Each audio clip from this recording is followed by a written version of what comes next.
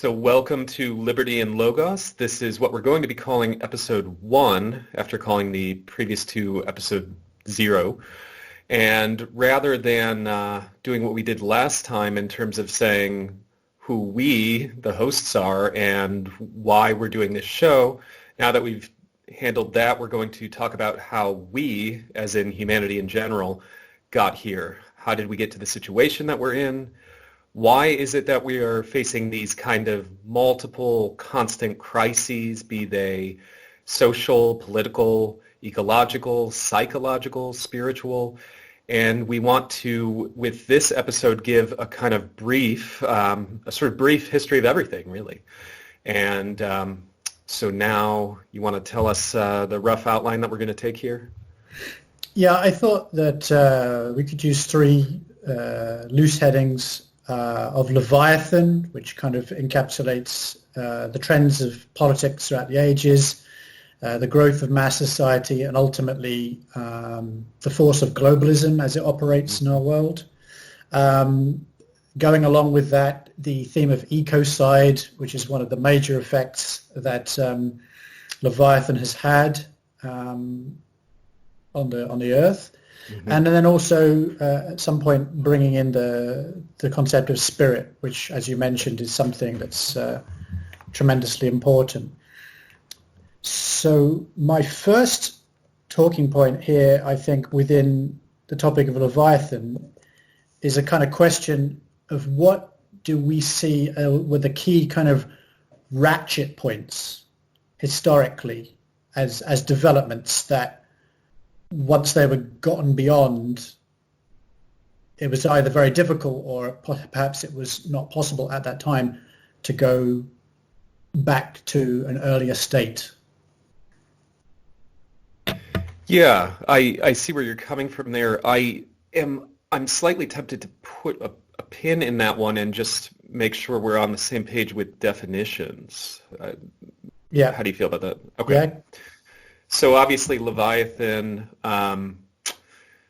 is maybe most familiar to people through Thomas Hobbes' book of the same name, where he makes a kind of argument for absolute state power from a sort of practical, you could maybe you even call it a utilitarian sort of argument, where he is saying, look, if we don't have a kind of central authority that acts as a final decision maker and arbitrator, then we're just going to have potentially endless conflict because, man is sometimes wolf to man. Was it homo homini lupins or whatever? And then that was taken up by Freddie Perlman, who wrote a kind of, you could call it a sort of visionary, mythopoetic kind of case against state and even against large-scale civilization. And so do you have a kind of working definition of the state that you have in mind? I gave a little thought to this last night. Not really. I think it's probably a distraction to try and pin it down. I think what you've done there, both purposefully and inadvertently, is you've given a sort of rough sketch of things, because Hobbes in the, I guess, 16th century? I think it's 17th. 17th, early 17th century. Already at that point, there were thousands of years of development leading to that point. So he's kind of jumping in midstream, and that's why Perlman, in his work, goes back to like the earliest beginnings and what we know about those ancient cultures that were once free and then enslaved. And I know that when we talked about the outline of this, slavery was something you wanted to bring in, and so you could then bring in something like Rousseau and like everywhere man is free, but everywhere man is free, but everywhere he's in chains, kind of thing. So rather than sort of put a pin in the state or civilization or something like that, I think that what Leviathan is a useful shorthand for the process by which mankind has moved from a state of nature into the modern state, if you like, without having to say, will it go to Weber or any other specific definition. Yeah, I probably will, because I like to be technical about these things. I probably will give some definitions, but we can kind of let them come out organically. So, yeah, I guess just to take up the question that you put out there, one of the ways that I do see a tipping point is when you start to have enough productive surplus that you open the possibility for specialization. So people shift from a way of life where everyone's doing a bit of everything that needs to be done to survive. Not that there is not necessarily any specialization, and I actually don't think that a specialized division of labor is necessarily a bad thing. In some cases, it can be a good thing. But you allow for specialization to the point that there can become some sort of decision-making group that becomes separated off from the rest of the group. And by doing so, becomes a politogenic, parasitic class that can engage in material redistribution, usually through some kind of taxing or tithing, and then also often I would even say necessarily a kind of spiritual redistribution where they gain some kind of symbolic power, they gain the ability to codify morality and make centralized decisions based on that. And it's usually with reference to some kind of abstract power, like an appeal to the divine, an appeal to an official morality or a rule of law, that kind of thing.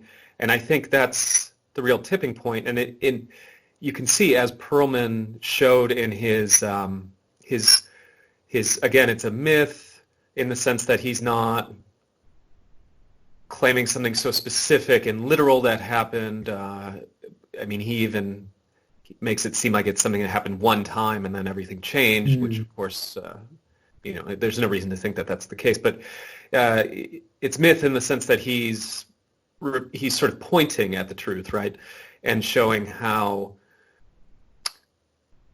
these small, seemingly innocent changes can snowball, and they gain inertia, and then it becomes very hard to stop and put the genie back in the bottle.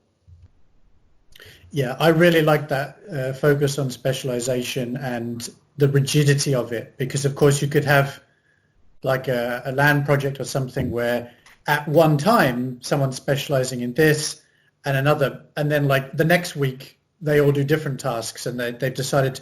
So it's, there's the rigidity of like, well, now you are this and you are this and I am this, and it becomes, as you said, codified. And I think the good thing about this way of looking at it is that it works well within any polity. So if you wanted to think about like a commune that starts out wanting to do the exact opposite of this, you could then see how just within this small group, it could be 6 people, the same thing, the same patterns of domination and, heteronomy, a word that I sometimes use, could then begin to pick up pace, or within a family, where you've got these kind of necessary roles of parenting to protect children from undue harm, but that then beyond that point, things start to become too codified, and this parent-child relationship can become toxic and sometimes even lethal. So I think that's very much the case. I think that's the key ratchet point, as you've outlined. Do you think that there were any others sort of around at the same time, or perhaps coming later? Yeah, I do. I'm afraid of jumping too fast. But I think the most obvious other ratchet point was the Industrial Revolution, I think, where things really changed profoundly. But I'm thinking that there might be some in between, because that's sort of jumping millennia, right? So do you have some in mind, since this was the topic that you, or the aspect of this topic that you thought of? Yeah, I kind of feel in a way that sedentism is also a big one. And there's that whole chicken and the egg discussion in anthropology about whether, because certainly pastoral agriculture, like sort of Mongolian style, it can be a very nomadic thing. So the relationship between arable planting and sticking in one place, it's like, well, did they stick in one place because they decided that they were going to do that?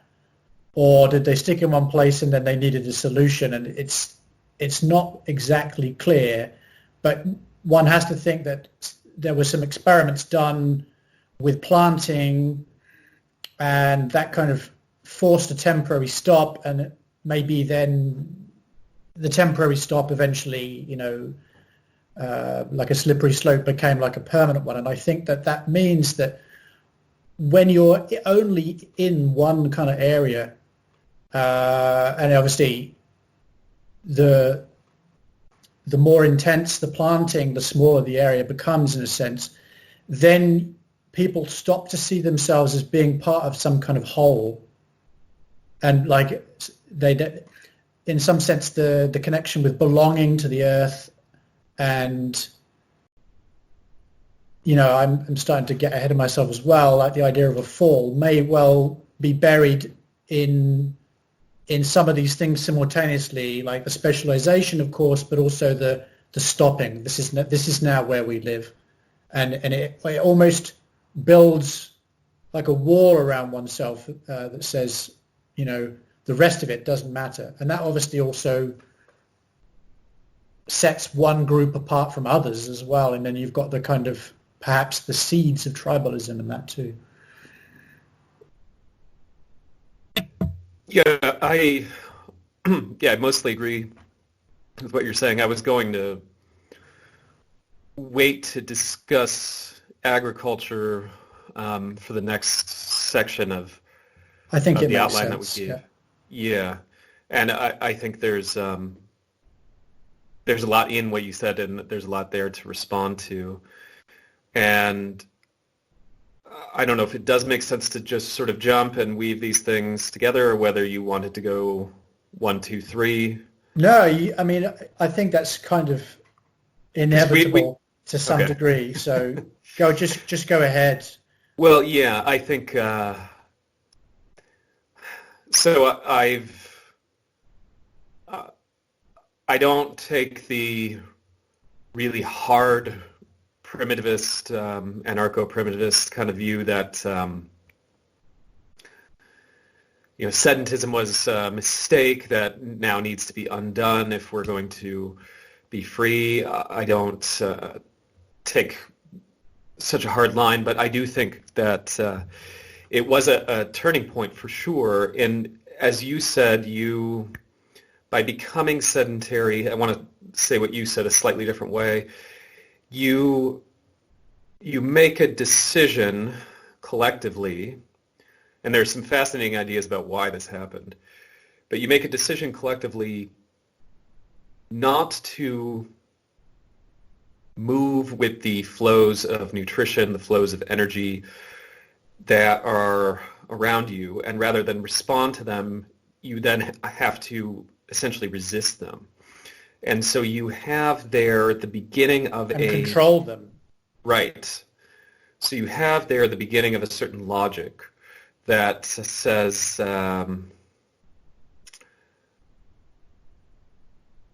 these various forces, be they undesired weather, be they animals that then become pests who threaten your crops, be they other plants growing in and among your desired crops and therefore weeds, suddenly you take up a kind of fortress mentality, right? And then, as you said, against humans as well, because suddenly raiding becomes a viable, economically viable way of life because you have stored wealth. So all the logic changes. You start to get this kind of fortress mentality rather than, you can think of it as rather than trying to sail with the winds, instead you're going toward a motorboat mentality, right? So I do think that it is a huge tipping point. So there I was kind of able to contain it without getting into the ecology issue. Yeah, you did very well. And I like the motorboat issue because then it's like the point I want to bring in is now whose hand is on the tiller? Okay, so if people stop in one place and they will kind of think, well, this is ours. Yes. And so the idea of property is born. Yes. If the idea is property is born, in some senses, it's very difficult for our minds to understand shared ownership very clearly. And issues of biology and other things start to complicate this. And so you get big men and later chieftains saying, well, yes, this is ours. And more specifically, it's mine. And they seek to control things. And I think that from these early beginnings, you have, through big men, chieftains, proto-states, you have the beginning of it. Do you think, okay, so moving on then, do you think that there's any significant ratchet points between, let's say, tribal chieftains with their own little mini kingdoms fighting, raiding wars and resource control with the neighbors? Do you think there's anything significant that needs to be highlighted between that and the Industrial Revolution, which you wanted to come on to later? Yes, and I want to mention a couple things quickly.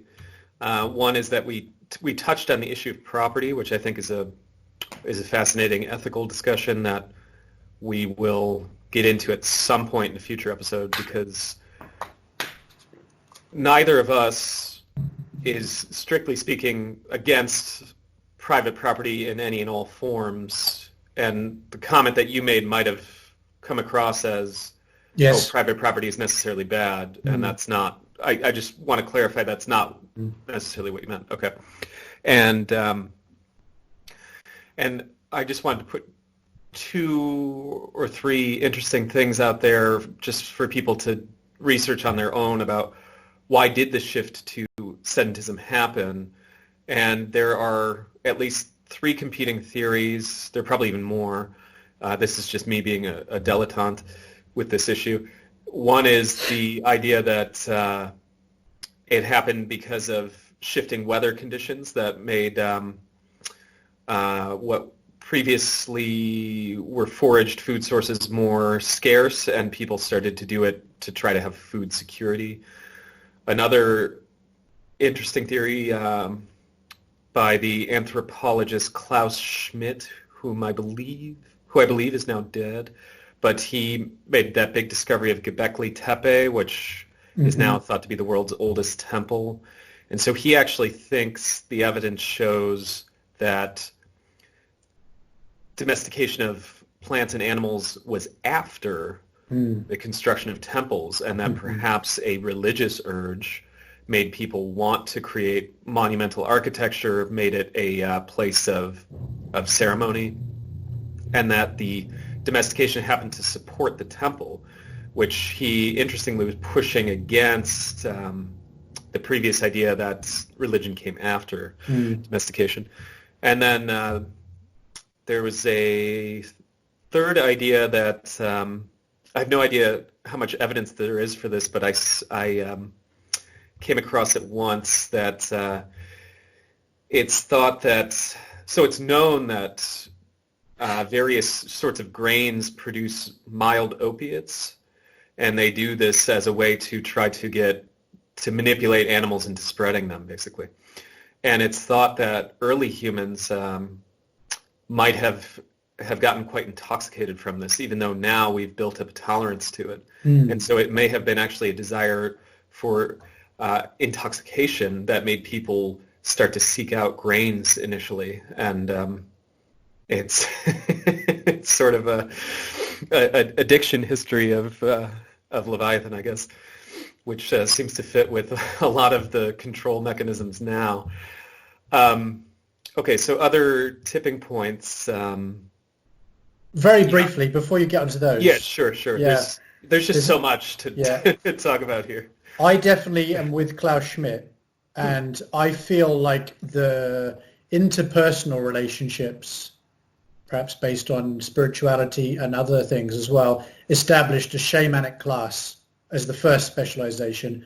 I'm the guy that can interpret this stuff, and therefore I need this special status, and then the other specializations coming out of that, maybe the shaman needs some protection, so a warrior class is born.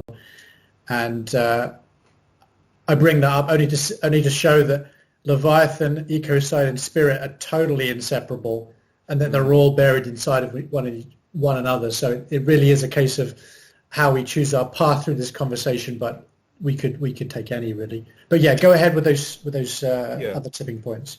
Yeah, I think there's a lot to that. I think that going along with this psychological concept of terror management theory, this idea that we are deeply motivated to seek meaning, closure, purpose, rationalization for the fact that we suffer and that we know we're going to die, and that this desire for a meaning-making system of some kind is one of our strongest desires. And I think there's a lot in Schmidt's thesis as well. And that shamanic class, it may not have been a coercive thing for many generations. It may have been just that there were people with spiritual or psychic sensitivity that started to play a role, that just started as a charismatic, informal, voluntarily for all involved specialization, and then gradually it got this kind of traction. So I think that definitely there are tipping points, many tipping points in between, to answer your question. And I think the beginning of bureaucracy is a major tipping point, that when you get from this sort of informal or semi-formal big man shaman system where, it might be just, this specialist who gives meaning and then starts to get special privileges, or a big man who, I remember, what's his name, Paul Virilio. I actually really don't care too much for his writing, but he talked about how the state, what is the state at bottom? It's a kind of protection racket, and that you then have this kind of, the emergence of a, kshatriya warrior class, and a big man who says, I'll protect you from these other big men if you start to reward me. That reward system, then it gets formalized, ritualized into a tax system. Tax system produce bureaucrats. Then you get more and more formalization, so that a state, I think that the Weber definition, Max Weber, it doesn't give the long and short of it, but I think it gives maybe the briefest gloss that you can, that it's a state is ultimately a bureaucratic, territorial, coercive organization, in the sense that it's a group of humans who have both the ability and the willingness to initiate coercive force, punitive force, and they attempt to claim a legitimate monopoly on the use of force. So legitimate in the sense of generally morally recognized as legitimate, and final decision-making power. Even if that decision-making power is deferred or withheld, a lot of the time they're ultimately the ones who come in to resolve conflicts. And so I think that getting that from the informal sort of gang protection racket to the formal, official, rationalized system is one of the major tipping points. Yeah, and it probably took many iterations, because it seems like what you're describing is a factor of complexity. Yes. When there's a relatively small number of people involved, there's not the need for bureaucracy, but eventually it becomes sort of self-sustaining in some sense. Yeah. So this is happening then in like Mesopotamia, for sure. Yeah. In the Indus Valley and and early China. I believe those were the three earliest. Yeah. I guess the last thing I would say, so I get my neurotic release and feel like I've given all the definition I want, is that maybe another tipping point is where it gets from being purely local or regional to having a kind of center-periphery dynamic. So you have tiers of organization. So you might have the household, and then the hamlet, then that answers to a center in a village or town, which then answers to a center in a regional capital, which then answers to a center in the national or supreme capital. And ideally, the state wants to have unitary top-down command power with no contradiction, so that decision-making power and conflict resolution and coercive power flow from the center to each level down. Now, in practice, no state has ever achieved that because you always get local contradictions, people lower down on the totem pole trying to have their say against someone up on the hierarchy. But hypothetically, the ideal of the state would be for that power to flow down all the way from top to bottom, and then have resources redistributed all the way from bottom to top, and then rearranged however the center sees fit. Yeah, well, there's a lot of ideas we've already come onto there. Yeah. I hope that the viewers don't feel too saturated. Yeah. That's why we want feedback. Right? Exactly. So I kind of painted the first strokes on the Leviathan issue. Would you like to return the favor for the ecological angle? Yeah. So one thing I thought of some years ago, I came across a very interesting article by an anthropologist, and I have tried to find this article ever since, and I, for some reason, cannot. So I don't recall the author's name. Maybe if someone in the audience is familiar with this piece, they can refer me to it. But I remember the title of it, and it was entitled The 10,000-Year-Old Problem. And the whole article was trying to frame the rise and fall of civilizations and empires in terms of topsoil loss. And I can't really ever accept these monofactorial narratives where someone tries to explain a massive phenomenon in terms of, it's really about this one factor. But I think it makes a very good point in that with sedentism, as we were talking about before, you open the door to the human organism and the human social group undermining their own habitat, undermining their own land base's carrying capacity in a way that wasn't really possible before. Now, nomadic peoples do alter their environments, of course. They tend to plants, they select for certain plants, they encourage some, discourage others, they use fire, they do hunting, which can dramatically alter the evolution of their prey species. But you are not, until you are sedentary, you're not going to be able to alter the habitat in the same way.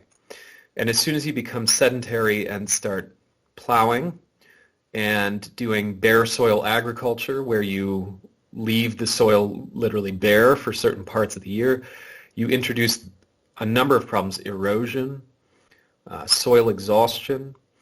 When you start having concentration into cities, right? So civilization comes from civitas, the Roman word, meaning, it means a lot of things. It can mean the city, this sort of psychic community of the city, but the point being a semi-permanent or permanent dwelling of a population that is too dense to live off of its immediate land base. And then you have to start importing food from the surrounding countryside, which depletes nutrition from there, and exporting wastes usually somewhere into the countryside, and you get all these imbalances. So, as you said, making the collective decision to densely and more or less permanently occupy a space, it introduces all of these problems that are then usually addressed through some kind of technological innovation, but that technological innovation then has always unforeseen consequences and introduces new problems. And the kind of story of Leviathan's interaction with the biosphere is this kind of runaway chain reaction of we've started living in ecological imbalance, now we're getting these problems, now we need a technological fix that addresses that problem, but it just sort of raises the stakes. And we see that more and more now playing out with this current era. I know you're a climate change skeptic, and that's something we can talk about in a future episode. I'm basically... Just since you mentioned it, let's just... Okay. The climate changes all the time. I'm not skeptical about the climate change. Sure. I am a skeptic of anthropogenic global warming. Yes. No, good correction. That is what I was implying, but it's an important. It's good to put the fine point on it. Yes, but so now I've lost my momentum. So I know you're an anthropogenic climate change skeptic, and that's fine. But what I think is undeniable, I think, is that we are living in an era of mass extinction, and that at least a significant part of that mass extinction is human-created.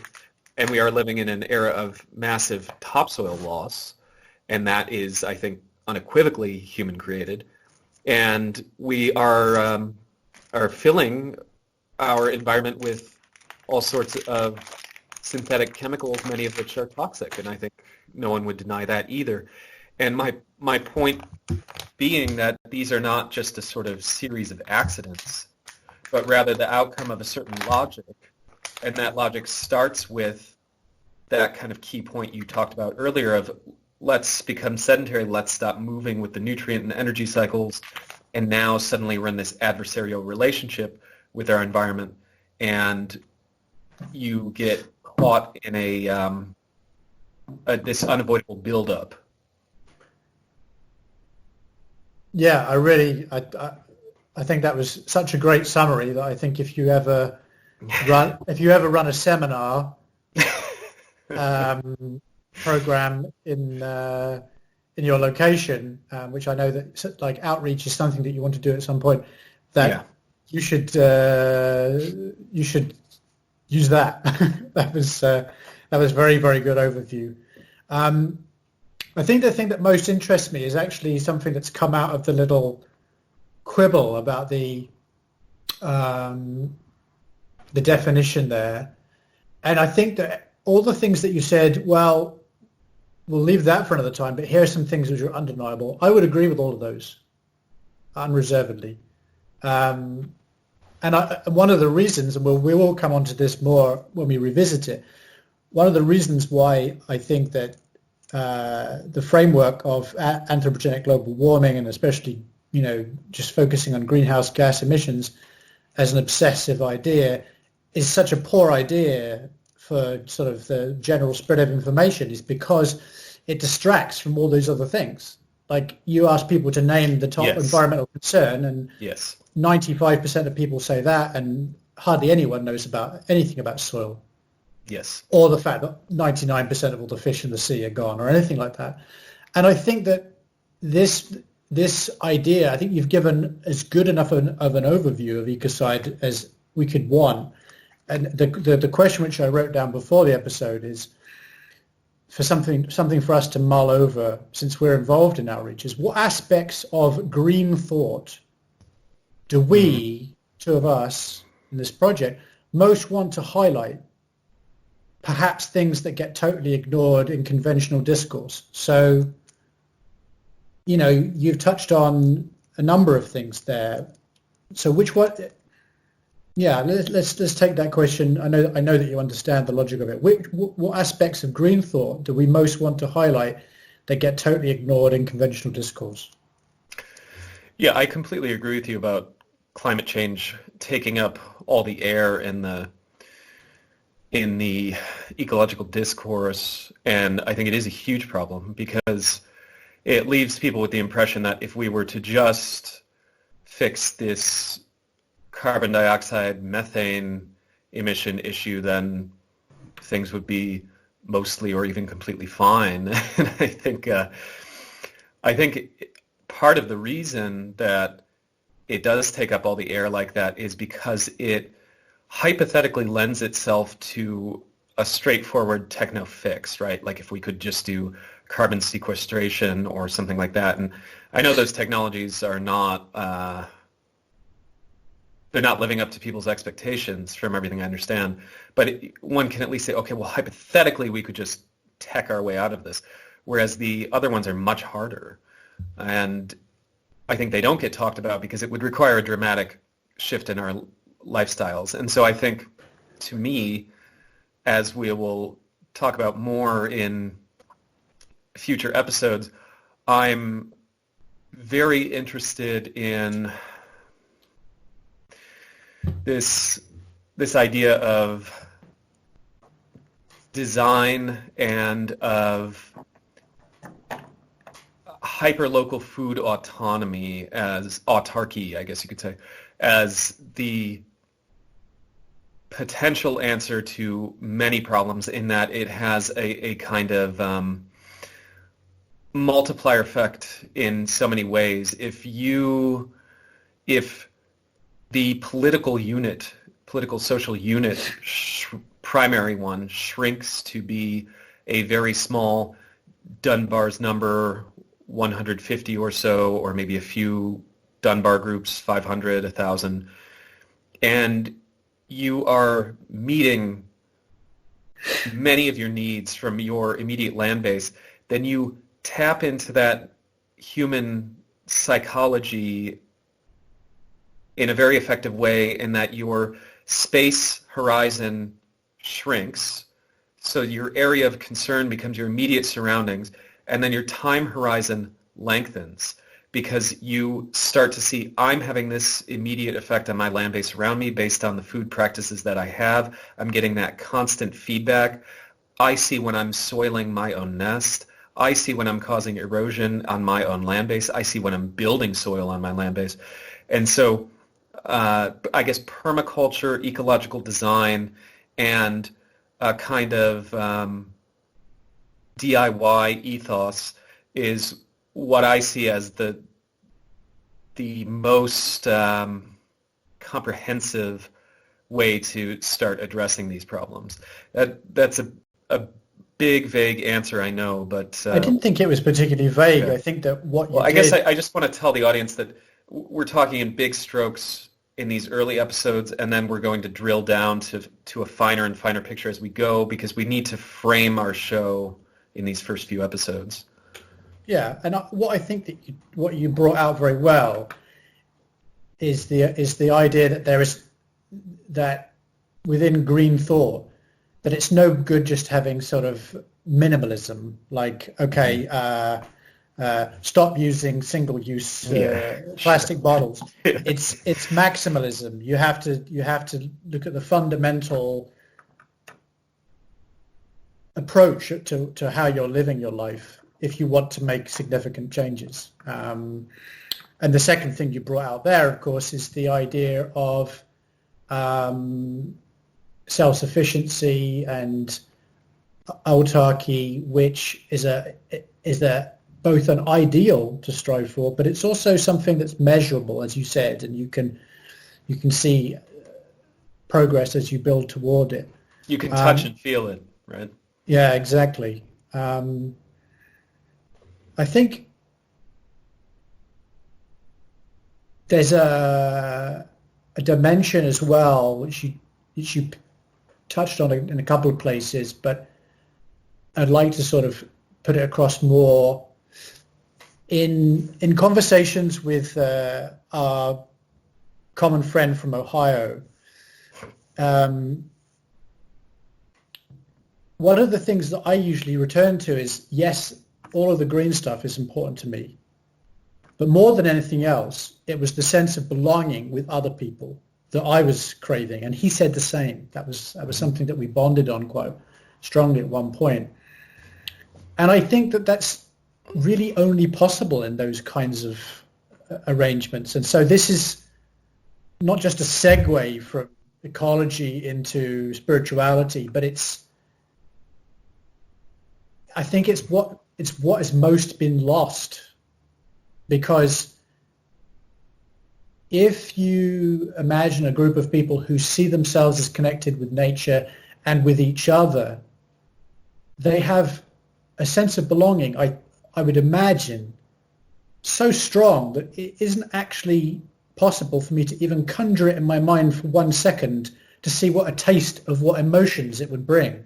I think it's beyond emotion. I think that a lot of the ways in which we think and the patterns of our very being are as a result of a fracturing where we can't actually fully imagine that, only that it might exist. And so the more that people experiment with projects such as yours or other intentional communities, enclaves and this kind of thing, the more they can kind of get to see what a return to natural relations amongst people goes along with a return to natural relations with a land base.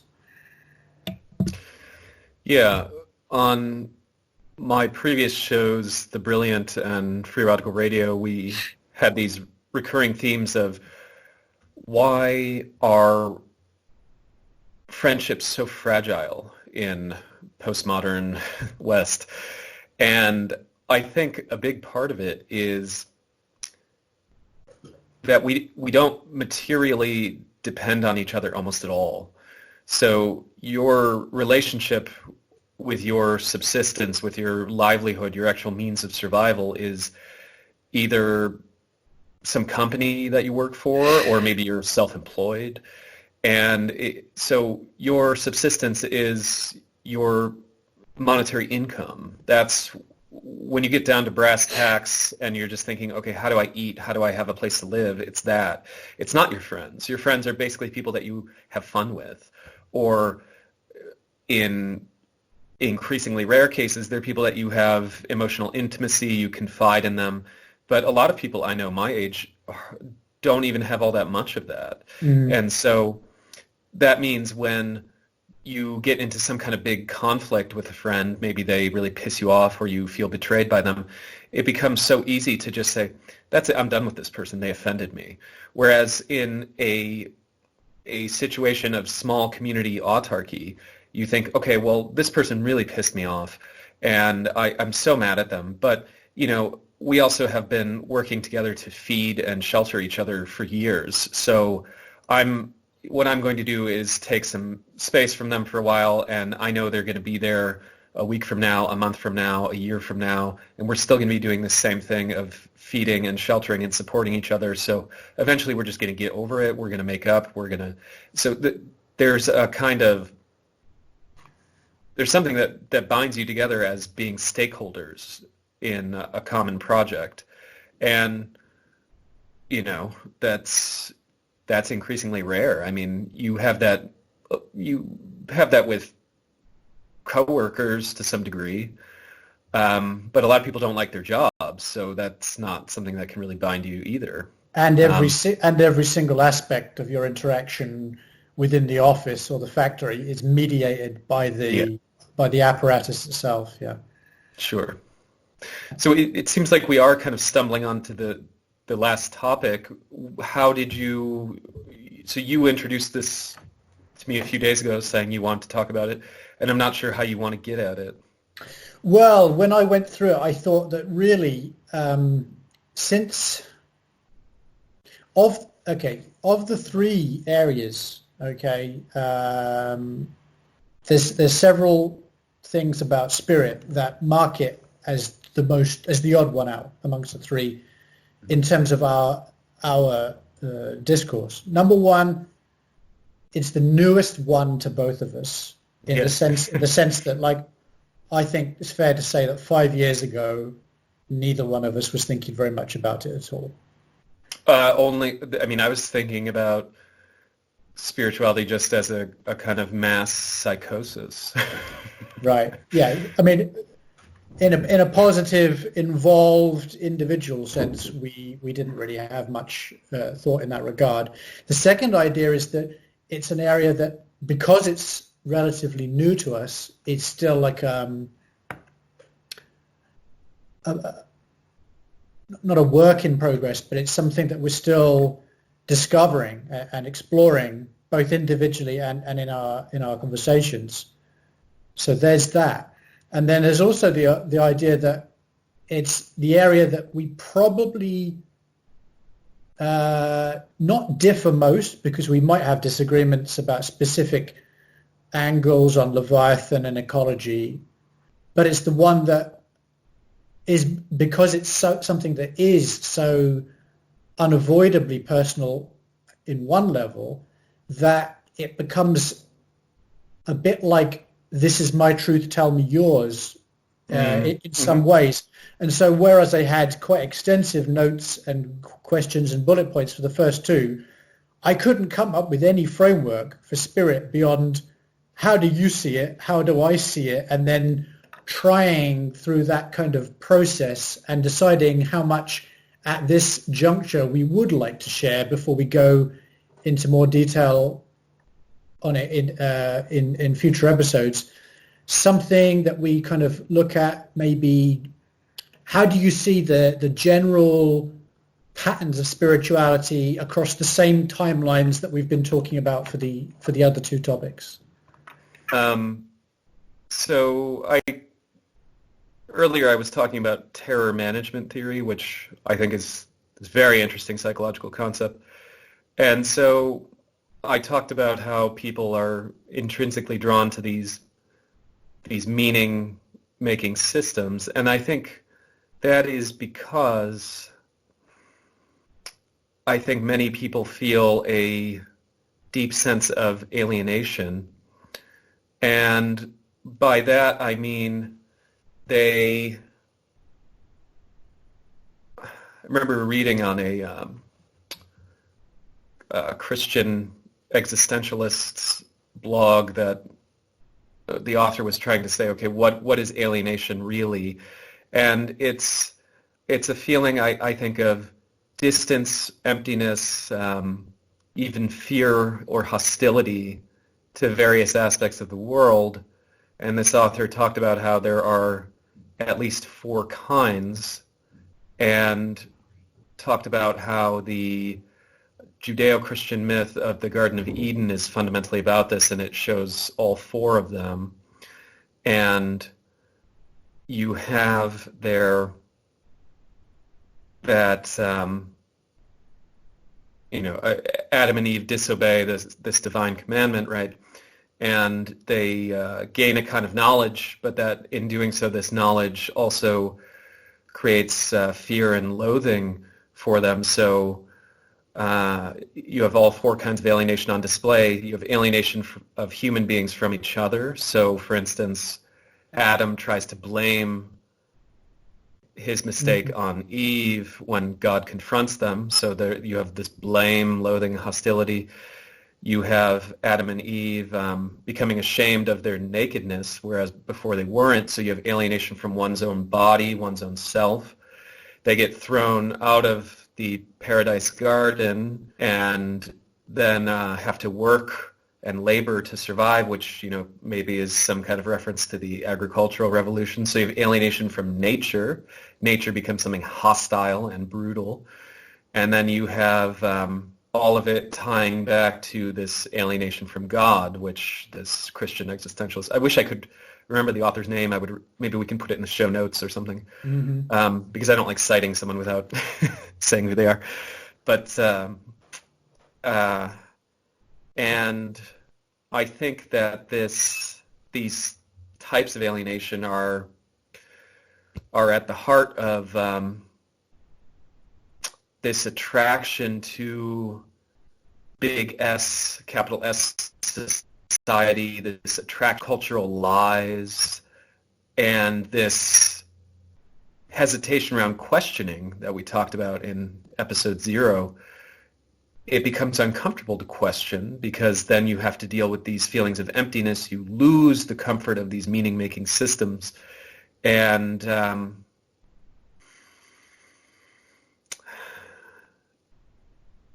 I